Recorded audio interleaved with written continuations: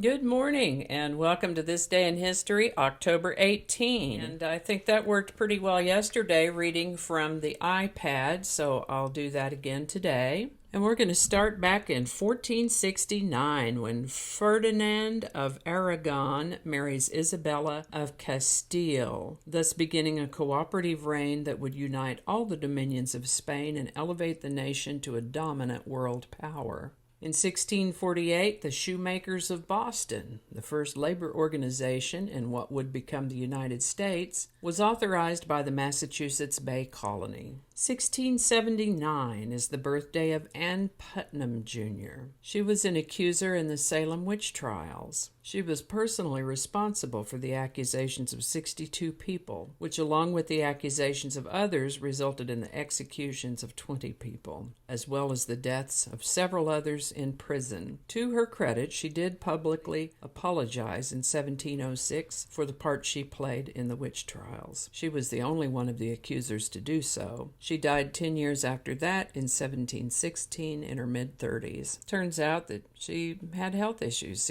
She was a sickly girl, and there was some group hysteria going on about witches and like that, so she jumped into the fray. 1767, Mason and Dixon draw a line, dividing the colonies. On October 18, 1767, Mason and Dixon draw a line, dividing the colonies. On October 18, 1767, Charles Mason and Jeremiah Dixon completed their survey of the boundary between the colonies of Pennsylvania and Maryland, as well as areas that would eventually become the states of Delaware and West Virginia. Now, growing up, I'd heard of the Mason-Dixon line, but in reference to North versus South, and so I will tell you that I was surprised that it was that far north. In 1851, Moby Dick is published for the first time. This epic was written by American novelist Herman Melville, and it's about a sailor's obsession with tracking down and killing an elusive whale that took his leg in a previous encounter. The book was published as The Whale in London the first time, and then a month later as Moby Dick in the United States. It's thought to be one of the best works of fiction in modern times. 1867 is Alaska Day. This commemorates the transfer of the territory of Alaska from Russia to the U.S. on October 18, 1867. The U.S. formally took possession of Alaska after purchasing the territory from Russia for $7.2 billion, less than 2 cents an acre. The Alaska Purchase comprised 586,412 square miles, about twice the size of Texas, and was championed by William Henry Seward, the enthusiastically expansionist Secretary of State under President Andrew Johnson. The purchase was not seen as a positive acquisition by many Americans who believed that adding Alaska to the U.S. territory was a waste of taxpayers' money. Many called the act Seward's folly, after the Secretary of State William H. Seward, who was responsible for making the purchase. Alaska was admitted to the Union as a state in 1959, and October is annually celebrated in Alaska as Alaska Day. So, happy Alaska Day, my Alaskan friends. 1867, the rules for American football were formulated at a meeting in New York among delegates from Columbia, Rutgers, Princeton, and Yale universities. 1871, Charles Babbage was a mathematician, philosopher, inventor, and mechanical engineer. He originated the concept of a digital programmable computer and is considered by many to be the father of the computer. Certainly a man before his time, Charles Babbage died on this day in 1871 at the age of 79. 1897, American author and co-creator of a personality inventory known as the Myers-Briggs Type Indicator, Isabel Briggs Myers was born on this day in 1897. She lived to the age of 82. 1898, the United States of America takes possession of Puerto Rico, an island located in the northeastern Caribbean near the Dominican Republic and Virgin Islands. 1919, Canadian politician, 15th Prime Minister of Canada,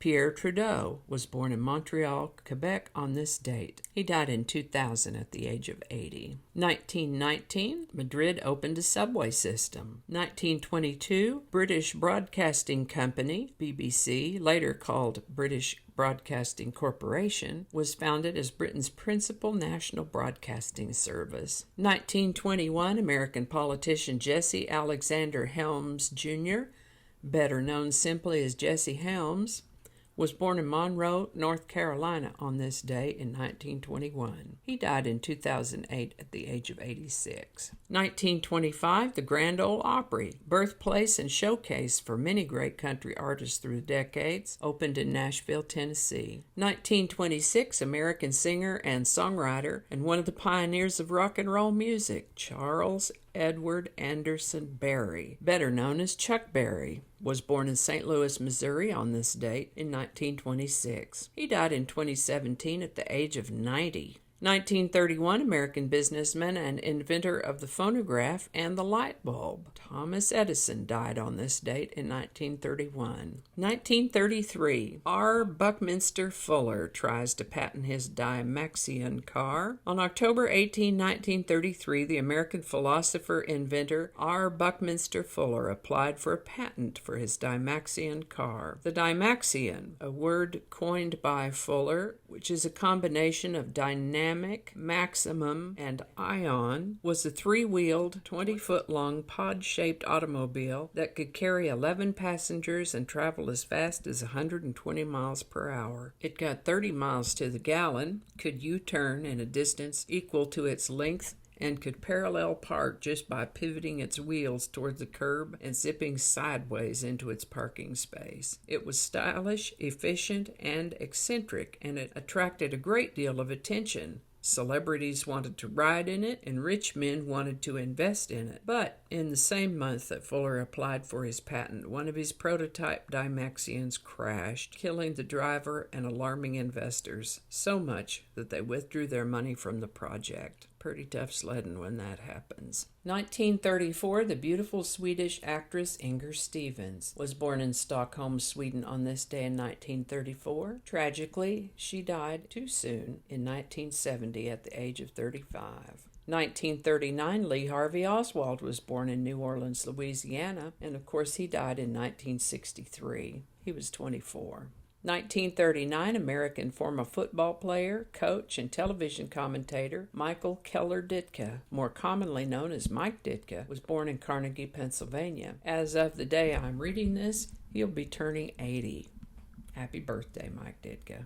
1956, tennis player Martina Navratilova was born in Prague, Czech Republic, on this date in 1956. 1960, Belgian martial artist, actor, director Jean-Claude Van Damme was born. 1967, a Russian unmanned spacecraft makes the first landing on the surface of Venus. On this day in 1968, John Lennon and Yoko Ono were arrested for drug possession. On this day in 1974, the soul singer Al Green was attacked in his own bathtub by a crazy ex-girlfriend. The event left him hospitalized for months and caused him to reevaluate the direction of his life. 1977, Reggie Jackson, also known as Mr. October, hits 3 homers in 3 swings. Love it when that happens.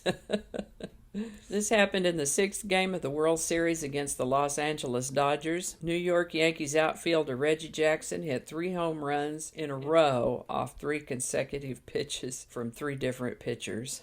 Bang, bang, bang. Ba-doo! Out of here. On this day in 1983, Milo Yiannopoulos was born. Happy birthday, Milo. 1988, the TV show Roseanne debuted.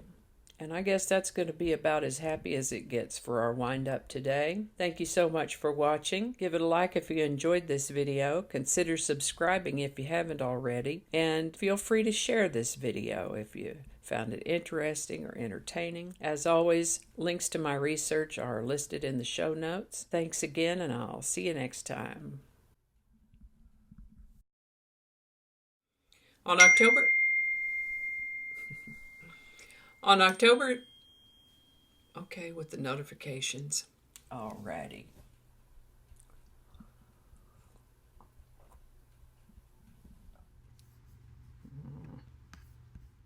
Sure would be nice if I could ever read one of these in its entirety without having to start anything over. That would be awesome. Let's see if we can use any of that. Oh my, 1927? Oh boy, we got our years mixed up. I might have to take another look at that. But oh dang it, I forgot to put his name in there. I'm going to have to look at that. So, plumbing happens.